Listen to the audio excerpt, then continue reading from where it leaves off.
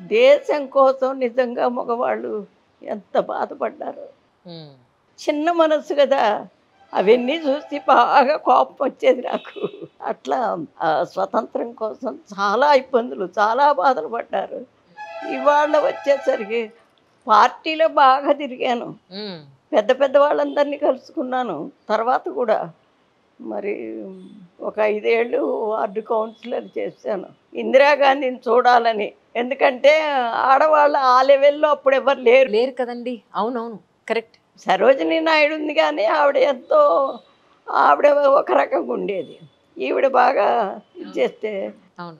సర్వోదయ కేంద్రం అని ఉండేది తెనాల్లో. వినోబా భావే గారు పెట్టారది. అక్కడ హిందీ ఫస్ట్ అక్కడ చదువుకోవటానికి వెళ్ళా. నేను గృహిణిగా ఉండి హిందీ చదవటానికి వస్తున్నానని మా మాస్టర్ గారు నా కోసం ఆ టైం కూడా మార్చారండి. మధ్యాహ్నం 3కో 4కో పెట్టేది. ఉదయం 10:30కి పెట్టారు. నా కోసం టైం మార్చి పెట్టారు అది. అక్కడ చదువుకున్న తర్వాత ఏంటి ప్రతి సంవత్సరం లేడీస్‌కి ఒక్కొక్క స్టేట్‌లో పెద్ద మీటింగ్స్ జరిగేవి. ఇక నన్నిచ్చి పంపించేవారు.